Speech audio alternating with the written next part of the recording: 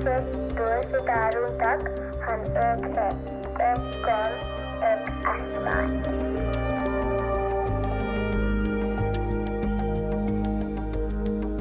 From the pale blue dot to the distant stars, we are one. One people, one sky.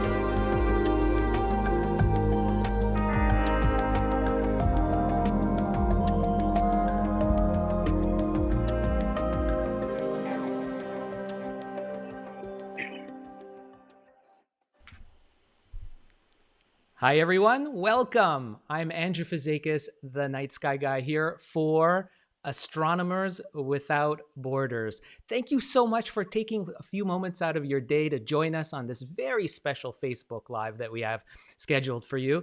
We're so excited because, of course, as you're probably joining us because of, you know that it's about eclipses, and solar eclipses for Astronomers Without Borders is really something very special for us. It's something near and dear to Astronomers Without Borders. We've, of course, you might have heard that we do send out a lot of eclipse glasses around the world, mostly to underserved communities. We've done this for well over a decade, and we've sent out hundreds of thousands of pairs of solar glasses to allow people everywhere to witness one of nature's most amazing phenomenon. That, of course, is a solar eclipse. It really is beautiful. I've been so fortunate in 2017 here in North America. I was just north of the city of Charleston, South Carolina, where I saw an amazing sight with my family. I have two young girls with my wife, and we were on a beach, and it was one of the most amazing, I think, in many sense, a life-changing moment and a connection with the cosmos that I've never experienced before. And so that makes it all the more exciting, talking about these kind of cosmic experiences that we all like to connect. We look up at the night sky, and here at AWB, we're all about building community, sharing the night sky, the shared heritage of the night sky, all using astronomy as the gateway for us to come together in peace around the world. And AWB is in over 140 different countries with over 11,000 members. We invite you to join as a member. It can be free, or you can have a paid membership. We'll have a link below here in the comment section, so you can check that out and see if we speak to you. And I'm pretty sure we will, because it's impressive to be able to join this amazing community and talk to people around the world about astronomy and sharing our love for the night sky. So, talking about experiencing the cosmos and the night sky and astronomy, right now, this week, we're vicariously enjoying one of the most ultimate in terms of adventures, of course, and that is exploring another world. And I'm talking, of course, about the red planet. Our neighboring world, Mars, is being invaded in the past week by a flotilla of spacecrafts. And just in a couple of days, on February 18th, we will have, of course, the Mars Perseverance lander, joining us on Mars, providing us vicariously amazing views. And I thought I'd share quickly what this is. Instead of just talking about it, take a look at what's in store on February 18th in just 2 days' time. Check this out.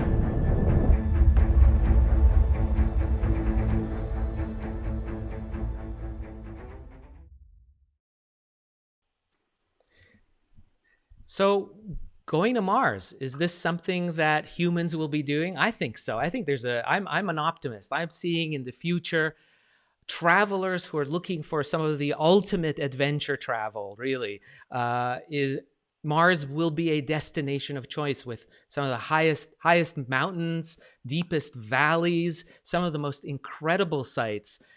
And the question I put out to all of you, we've got the chat room open. Will one of the ultimate destinations be Mars? And I like to welcome folks across the world joining us.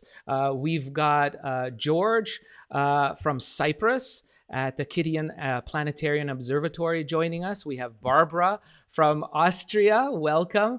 We've got Ingrid from Hawaii. Aloha, Ingrid. So wonderful to have you on board today. We have Roy from Mexico City. You're welcome. We'd love to share this. And Edith from New Brunswick, Canada. Welcome. So happy to see you. And please do share with us where you're watching this broadcast from around the world. I'm located in Montreal, Canada. You can look over my shoulder. Maybe you can see it's a snowstorm actually right outside. It's about minus 10 degrees, and we've got about a foot, almost 30 centimeters of snow falling in our city. So, the ultimate travel destination for me right now would probably be some sunny beachside, but alas, that's something different.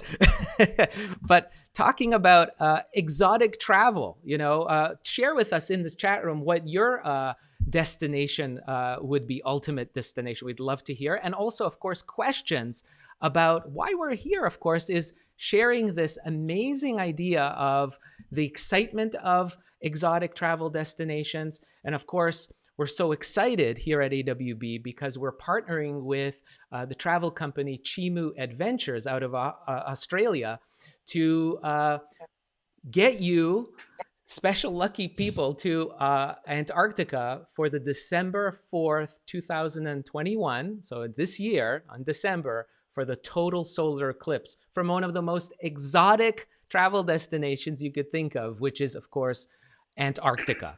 Could you see yourself out there on a boat looking at this cosmic wonder from one of the most exotic landscapes that exists on our blue marble here? It's really impressive. And we're excited because we have an amazing partnership with Chimu to get you there. And for any AWB member, they get 20 to 25% discount on your bookings. And guess what? Astronomers Without Borders gets 10% of that donated to our STEM education programs and to our solar eclipse program, all the things that we bring, good stuff that AWB brings to the world. This program will help us. And of course, if you're not a member of Astronomers Without Borders, no problem. You can go to our website. We'll have a link below where you can join for free even and take advantage of this amazing offer to join this voyage down to Antarctica to see a total solar eclipse on December 4th, 2021. Really impressive stuff. So the epic travel destination of Antarctica. Antarctica is a really, really cool destination. Of course, not just for the solar eclipse to being able to see it. Antarctica is a really cool place because you get to see the wildlife, nature at its most raw. It's so impressive to be able to see. And here's some images that Chimu has graciously shared with us on some of their voyages in the past that they've done. It's just amazing. The sights are just incredible, just jaw-dropping to see this from the ship. You can see these are taken as one of their past voyages. And this is a real thrilling adventure, I think, in store for anyone. You can see at the bottom of the world. It's really impressive. And look at this. Aren't they adorable? Look at those penguins. Just love to be able to see them in nature. So different from, it's nothing like watching it in a zoo. This is their natural habitat. You're seeing wildlife, nature, and look at that. This could be you. I'd love to. This is so exciting to be able to see this kind of stuff. And then on top of this, to make this even more epic, what is it? It's a total solar eclipse to be able to see that. It's incredible. Now check this out. Here's a little preview of what an expedition, what a voyage to Antarctica is like with Chimu Adventures. Check this out.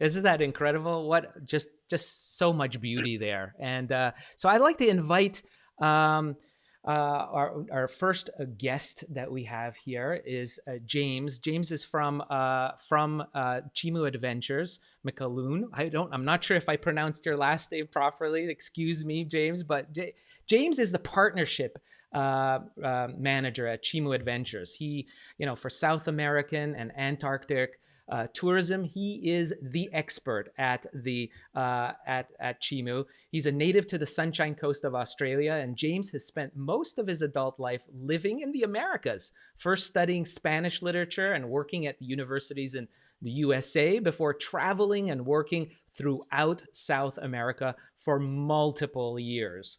And he's visited every place from Ecuador and, of course, Antarctica. What a lucky guy. Now he calls home, down in Australia. He's back home, but he is really involved in the tourism and especially with Antarctica. So let me bring in James. Are you there? Hello, Andrew. How are you? Good. Nice of you to join us. So happy to see you and so excited for you to share some of your amazing details of this adventure that's in store for those lucky individuals who will be going down there. So James, I'm going to bring in John, the expert guide, Eclipse guide, in a minute or two. But James, I just wanted to ask, basically, in a nutshell, for you having visited Antarctica, what is so amazing about this place in the world?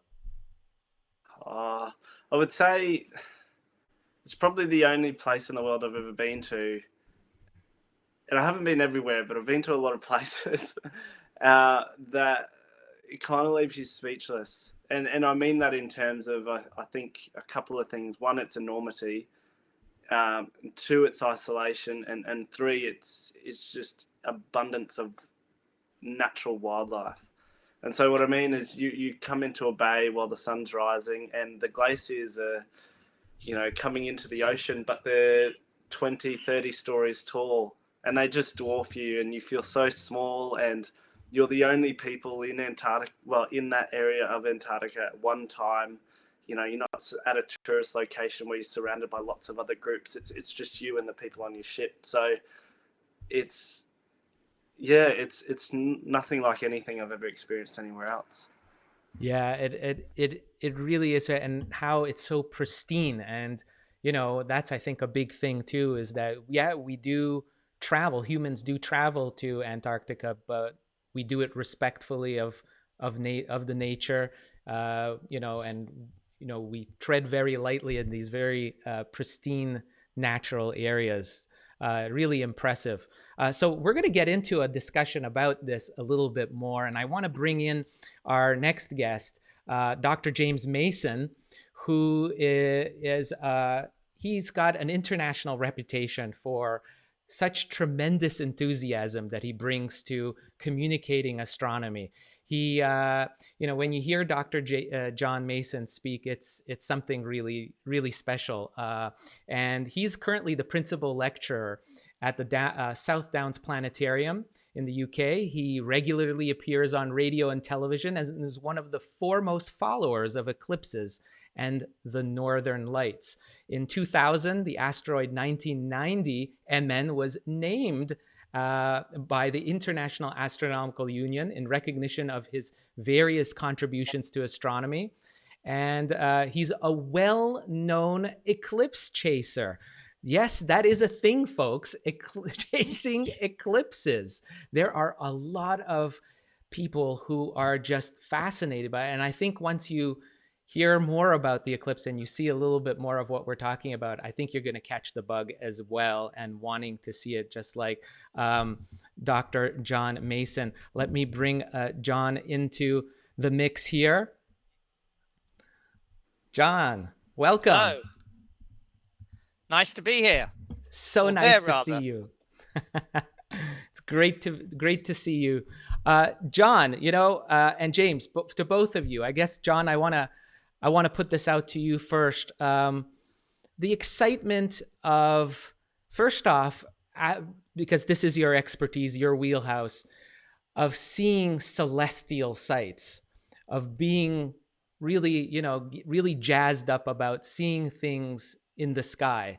Can you tell us about, this seems like something that is really prevalent. Astronomy is something very popular now, isn't it? It is. I became interested in astronomy when I was 7 years old. And I decided from a fairly early age that I wanted to see as many of the great spectacles that the night sky had to offer during my lifetime. And I've been unbelievably fortunate in seeing hundreds of displays of the Northern Lights. I've seen meteor storms, total eclipses of the sun, annular eclipses. I've been incredibly lucky. It has been an amazing thing to share those experiences, not just with fellow travelers, people who've come along with me, but also with local people that we've met in every country that we've been. I've always found that even if you cannot speak the language, if you share these experiences with people, wherever they are in the world, whoever they are, whatever their background, they have that same common excitement. One sky we all share, one excitement that we all share. And so I've been very fortunate in being able to go to amazing places and see amazing things, but share them with lots of different people. Sure, and exactly. We hear you at AWB about one sky. Definitely, that resonates with our community for sure. And John, in terms of travel destinations, I mean, you've seen eclipses. How many eclipses have you solar eclipses have you witnessed? Well, I've seen so far 20 total eclipses and 6 annulars. Wow. And I'm looking forward to notching up another one. I don't know how long I'll be able to keep going for. I hope I might be able to make 30 totals in my lifetime if I live to be very old and very grey. I don't know. But I shall keep on going as long as I can. And I think you summed it up earlier about eclipse chasing. It is like a drug. Once you've seen one eclipse, and you described being on that beach in August 2017 with your family and seeing that total eclipse, it's like a fix. You want to get another one under your belt. You become addicted to seeing these things. You always want to see more. And it's not just total eclipses. I think I'm the same with the Northern Lights. No matter how amazing a display of Northern Lights I've seen, I always want to see another one, because you never know, it might just be better than the one you saw before. And no two total eclipses are the same. People say to me, surely if you've seen 20, why do you want to see another one? If anybody asks you that question, they have no idea what they're going to experience when they see a total eclipse of the sun. I've described it as an assault on all of the senses. Everything you see, you hear, you smell, you experience is about the whole phenomenon. And there is very few things like a total eclipse of the sun to do that.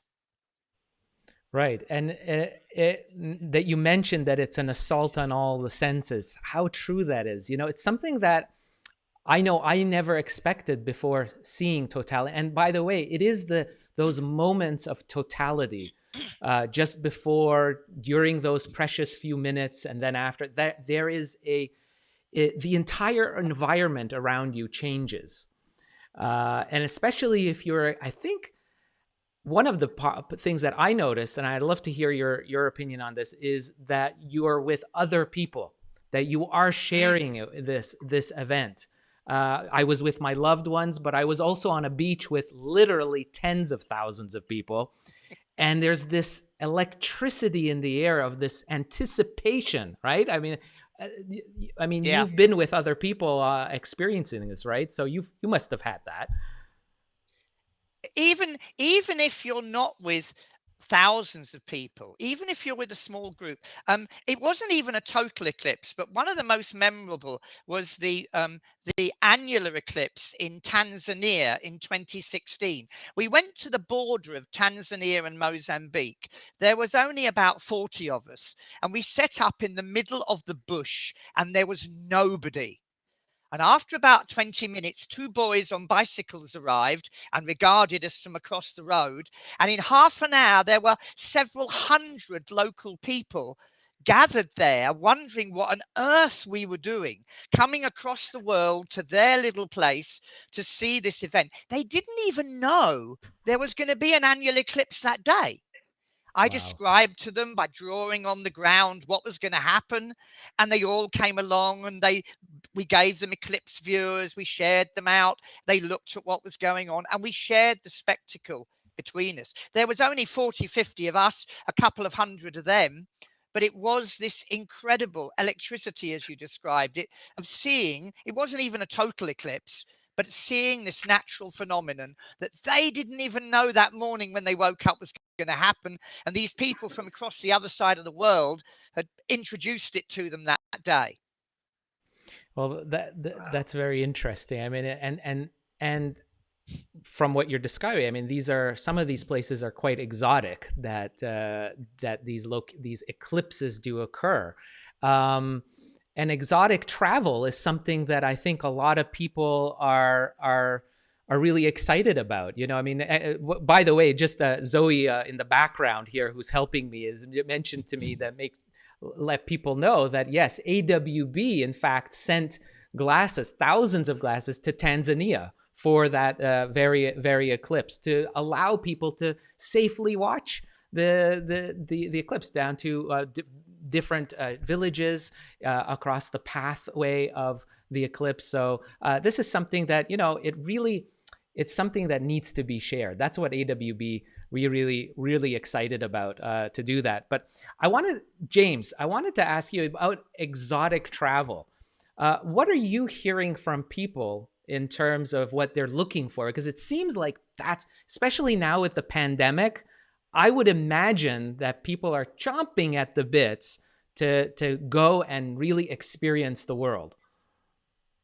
Yeah, I think so. I think I think everybody's keen to get on that first holiday after the restrictions lift and they're allowed to travel to these places. But what I've seen in terms of who I've communicated with and kind of the sentiment around is those big kind of once in a lifetime bucket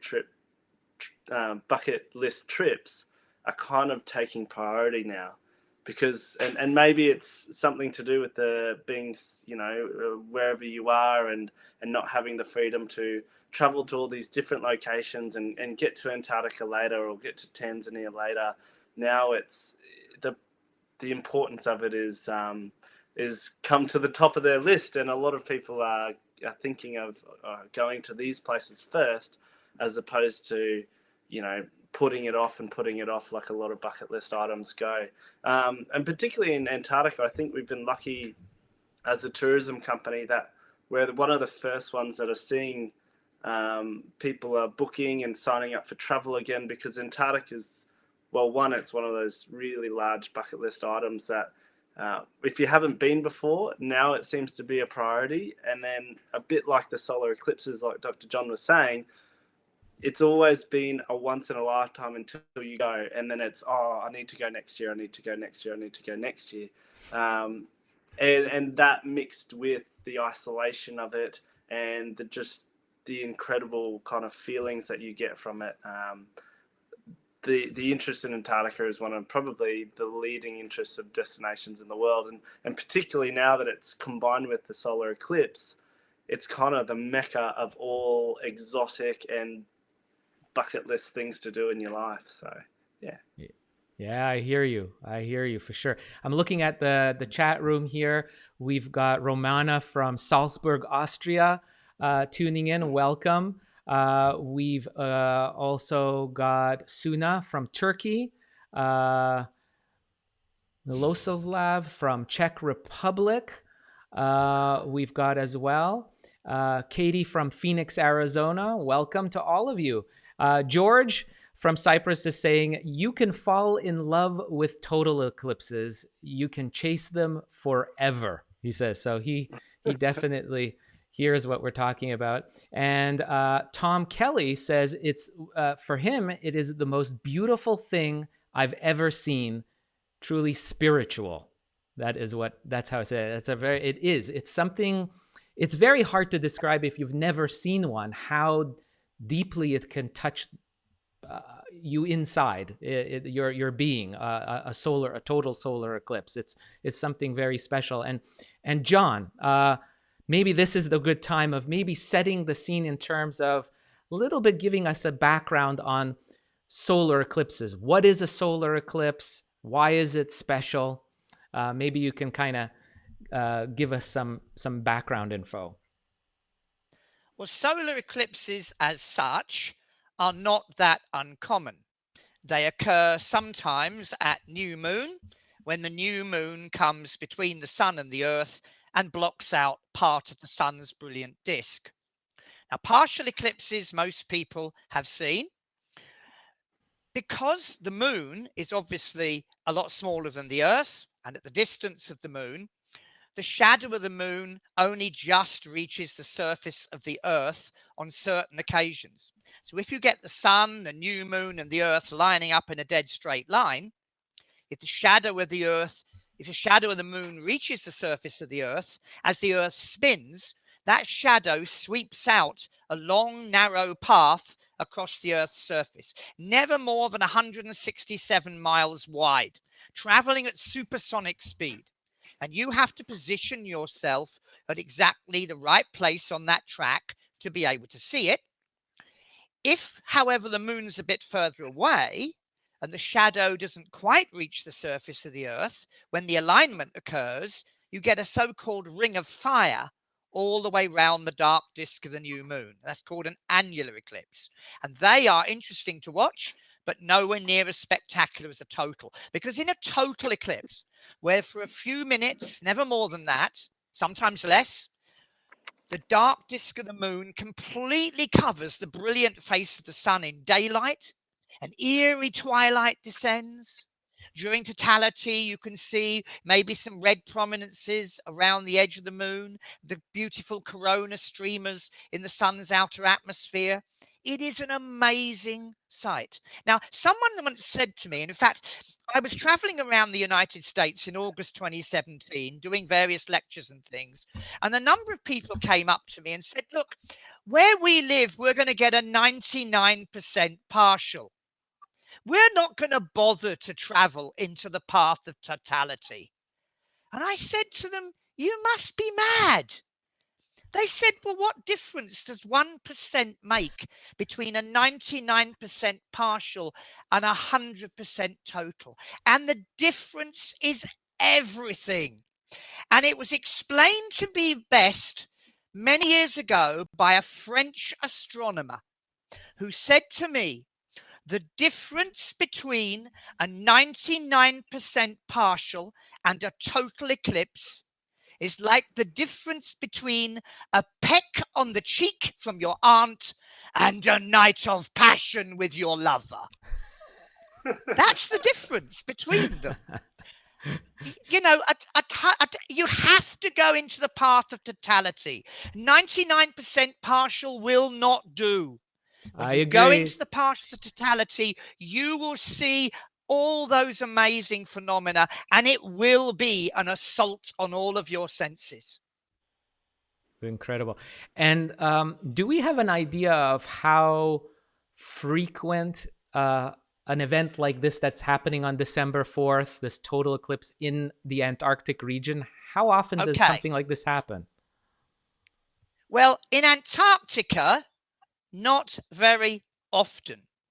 The very first total eclipse to be observed from Antarctica was back in 2003. Obviously, they've occurred before, but they weren't observed. To my knowledge, the first one observed was in 2003. So this one will be the second to be observed from Antarctica. And if you miss this one, if you want to go to Antarctic, you've got to wait till 2039. Ooh, I should be very long in the tooth by then.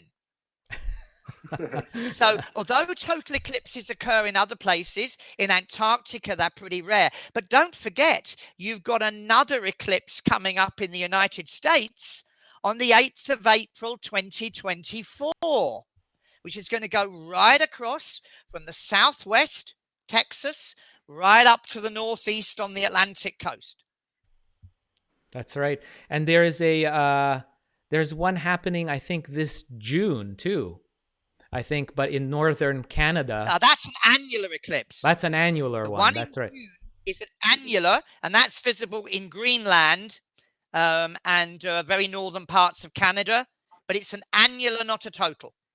Yeah, and I heard the problem there is that the weather isn't very good and the access is not there. It's very difficult to get to as well. But here we've got Chimu helping folks out, being able to give them an amazing access to this amazing event. And James, before we move on, though, to explore a little bit more in depth on the trip itself, I think we need to remind folks that Mars isn't really the best destination, is it? In terms of watching eclipses. No, it isn't. Because Mars only has two moons, Phobos and Deimos. They're very, very small. And even the larger of those moons, Phobos, when it passes in front of the sun, it's like a tiny little black dot moving rapidly across. Earth is the only place in the solar system that has the exact phenomenon of a total eclipse like we observe it. And this is because although the moon is about 400 times smaller than the sun in dimension, it's 400 times closer to us. And so the moon, our moon, and the sun appear almost exactly the same size in the sky. And that is a unique circumstance in the whole solar system. So the fact that we're on Earth, it makes this possible, this event possible. It's our place in the solar system, in the universe where we are, that allows us to have the experience at all of seeing a total eclipse, the moon completely covering the disk of the sun. Second, the fact that what's interesting is that it is rare, right? Any one place on the Earth very rarely sees it. But then on top of that, you put the fact that you're looking at it from a super exotic location where very few humans actually have traveled to in history. This kind of really makes it something I think on a person's would be on a bucket list. Definitely. You are right. Definitely. So Now that we've kind of set that scene, James, I want to hear, what is this voyage, this trip that you guys have put together for folks? Can you share some info about that?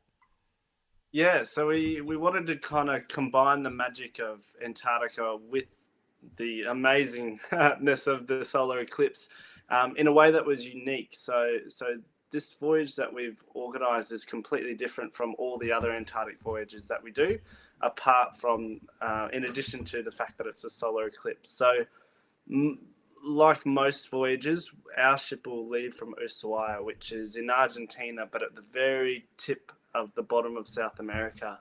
And after a couple of days at sea, we'll go to a place that's the zone of totality, which is essentially the area you need to be in order to see the total solar eclipse. And this place is at sea. So the only people that are going to be able to see this generally are on ships. But that also gives us a bit of an advantage because a ship can move where if it's on land, you might have to drive if the weather changes. So for example, the weather should be really good, but we'll be able to move, a kilometre or two so that we can get the best possible sighting, particular to the exact conditions of the exact day. And then after seeing this amazing event and along the way, we would get a lot of lectures and inspiration and stuff from people like Dr. John, who's going to be joining us on the voyage. Then we'll be heading to a very special part of Antarctica that not very many people have ever been to, let alone plan to go to. And this is kind of the Weddell Sea area. So if you look at Antarctic Peninsula, all of the tourism generally happens on the western side, but first we'll be heading to the eastern side, and that's a very kind of isolated place where there's lots of sea ice. When I say lots, I mean ice shelves that are kilometers long and as far as you can see, before kind of making our way through very isolated islands and also very close to Elephant Island, which, if you're familiar with Antarctic history, that's where Ernest Shackleton left his men to take the last fateful voyage to South Georgia, which ultimately saved the entire crew. And on that, and even though we won't be landing on the island, if it's a good clear day, we'll be able to see it. And very few people in the entire world have been able to, go to that part because it is such a unique and special and exotic part of Antarctica. Before we head around to the Shetland Islands and then slowly each day make our way down the peninsula for the remainder of the journey. And so basically how it works is once we are on the peninsula, we'll start doing landings. And so now you've seen the solar eclipse, you've seen these exotic locations like Ernest Shackleton's kind of last encampment. And now that we're on the peninsula, we'll be going into bays, and every day you'll be hopefully getting off the ship twice, exploring bays, exploring penguin colonies, seeing fur seals and Weddell seals, and really just immersing yourself in this location. You're not sightseeing from the bow of your ship. You're actually down. You can feel the water. The penguins can, walk right past you, and they're quite interactive. So they're really good to take photos. And just to give you an idea, the photos that Andrew showed at the start of the live today were photos I took off of my iPhone last year. So if that gives any idea to just how amazing the landscape actually is, it wasn't because of my photography skills. It was because Antarctica is just such a beautiful place. So we'll go down the peninsula, and then at the end of the journey, we'll head back to Ushuaia, so that you can either continue your trip in South America or go home with many stories to share.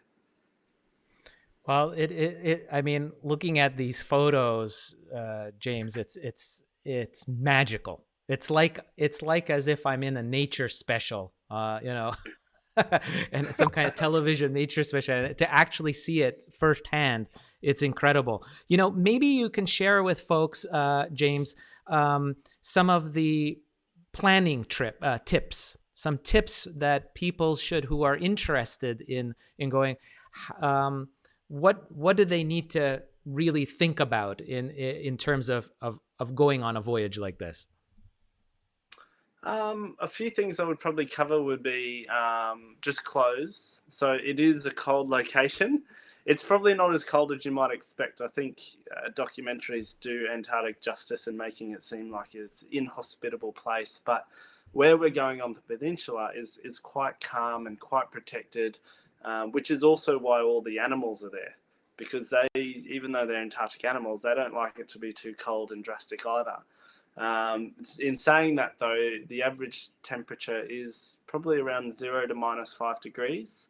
And you might get what we call katabatic winds, which are the winds that come off the glacier. So just be prepared to have some wind protection. And in terms of packing, I would probably say what you would pack on a ski trip.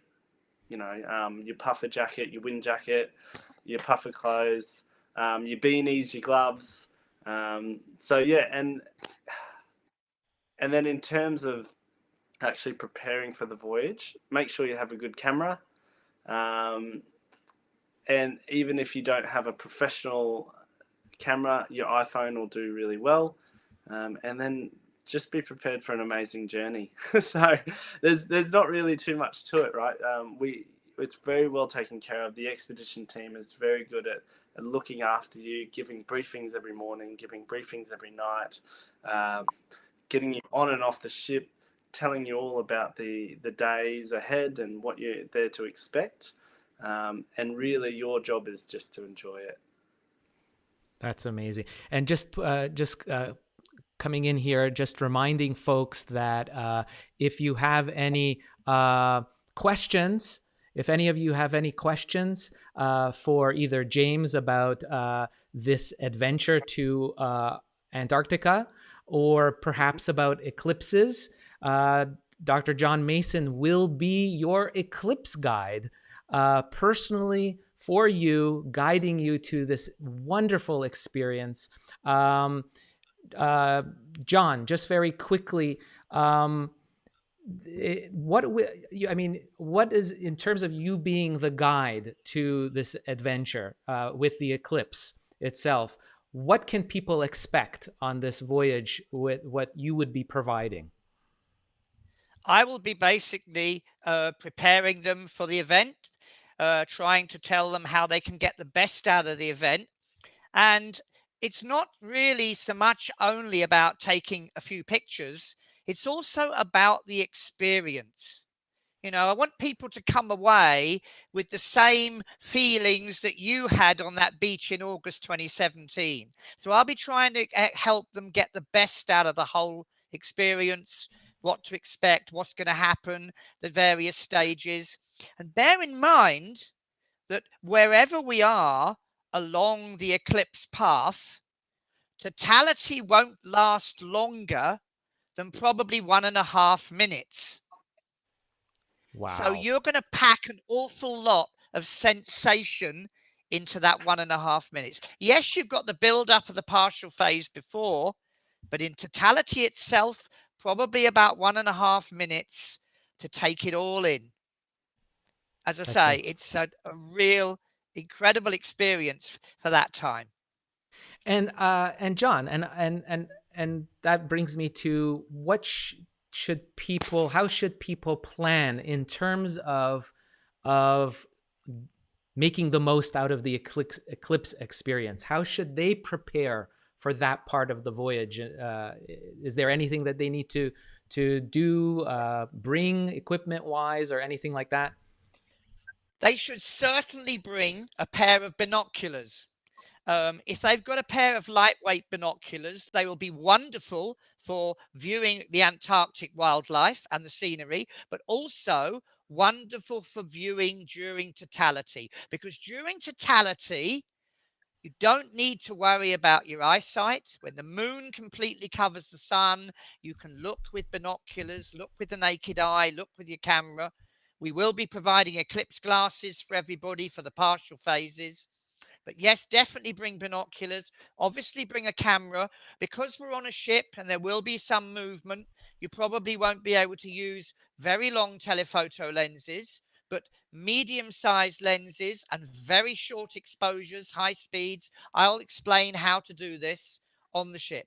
So just come prepared. And the main thing is to bring an open mind and be prepared to be wowed.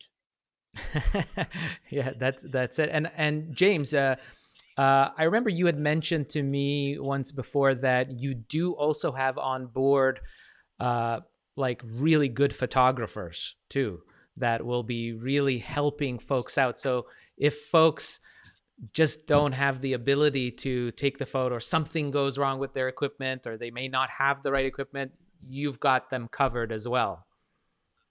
Yeah, absolutely. So we built a photography program within the ship. So some of the crew on board are actual professional polar photographers. So in addition to John's advice around the photography of the solar eclipse, we'll be giving seminars and be available the entire journey to give professional advice on how to take the best photos of wildlife, the best photos of landscapes, either up close or from a rocking ship, and things like, I remember the course I took last year, which ultimately made me look like a better photographer than I am, but just things on how to position animals in the frame, or how to just position different landscape parts. And yeah, so if you're a professional photographer or you're an amateur enthusiast, and you just need any tips specific to the solar eclipse or Antarctica itself, because remember, the light is different because you are so far south, and I know light is very important in photography.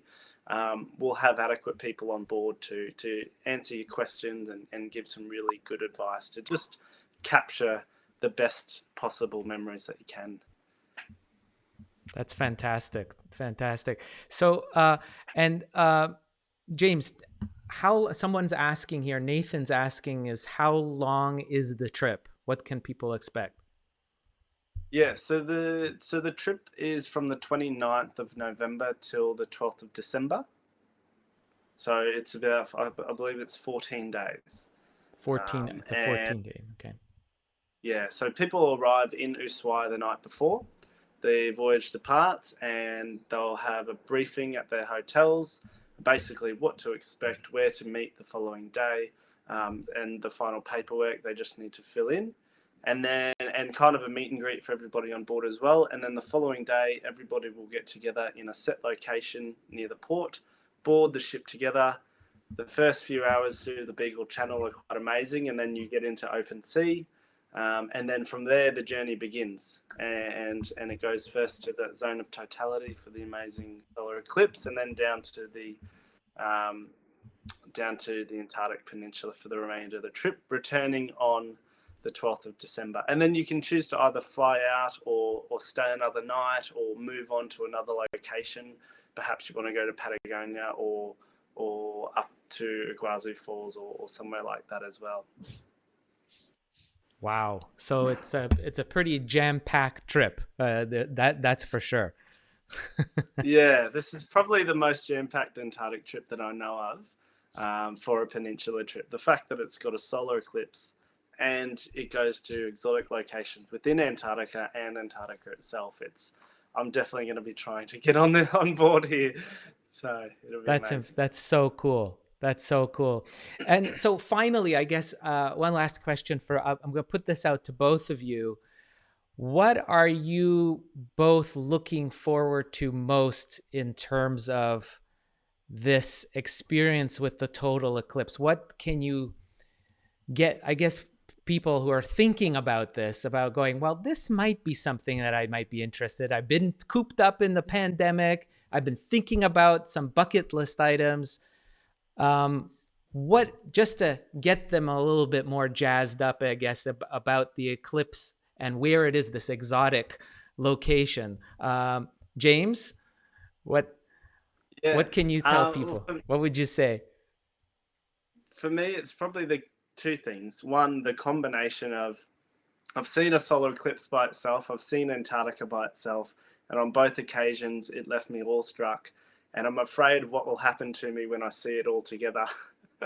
And then also being one of the very not many people in the world are going to get an opportunity to see our solar eclipse in Antarctica. So it really makes it quite a special experience because of, like Dr. John said, how I guess unique and uncommon solar eclipses are observed in Antarctica.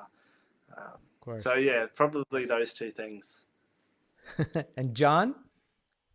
Well, for me, it's going to be, again, the shared experience of everybody being part of this great adventure, this experience. But there's one other thing, and that is that I've taken a great interest over the years in watching the actions of animals and birds during totality. Now, you've got to remember that this is taking place during the time when it's continuous daylight at that time of year.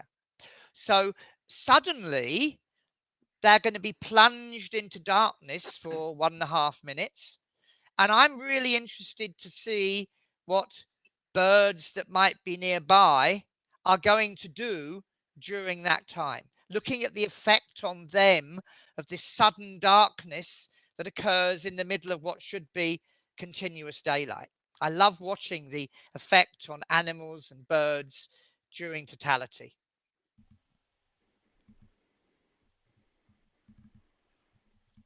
Well, that sounds amazing. That is really amazing. James, how can people get more information on this if they want to find out?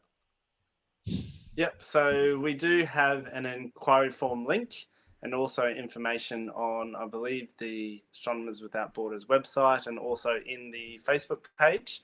And then if you do ever have any questions, you can also ask Astronomers Without Borders and I liaise with them and I can get back to you straight away. But if you are genuinely interested on joining us with this voyage, we do encourage you to sign up and make a deposit.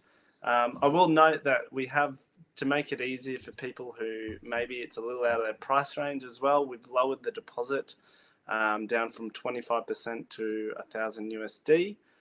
And then they've got basically until 3 months before the voyage departs to pay it off. So it can be very economical for people, and we really hope to see you on board.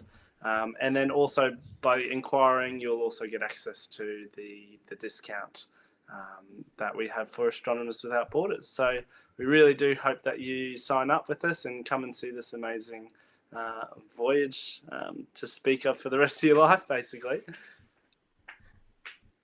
That's it. That's it, guys. This is it. It should be on everyone's bucket list. It's an epic voyage. And if you can make it, it's something of a trip of a lifetime. There's no doubt about it. And we are so excited here at AWB. We wanted to thank Chimu Adventures, you guys there, for supporting Astronomers Without Borders. It means a lot to us. And just so that, again, to reiterate for folks out there, AWB members, Astronomers Without Borders members, get a 20 to 25% discount on their bookings, and 10% of these bookings, the proceeds go straight to supporting our programs, bringing solar eclipse glasses to underserved communities around the world for future eclipses. You guys know that's what we're all about. We've been doing that for about a decade now, and bringing STEM education and basically just bringing appreciation and shared awareness of the shared heritage of the night sky that we all have. And we're just so excited that we're going to be part of this epic voyage. And I don't know if I'll be able to go, guys, but I'm hoping that we'll get some amazing photographs and images from the ship. John, James, I'm counting on you guys of providing some amazing photographs of the wildlife, of the people. I'm going to be there in spirit with you. That's for sure. I know what an eclipse is about, and this is just going to be a fantastic voyage. So James and John, I want to thank both of you for being so gracious to join us on our broadcast today. For Astronomers Without Borders.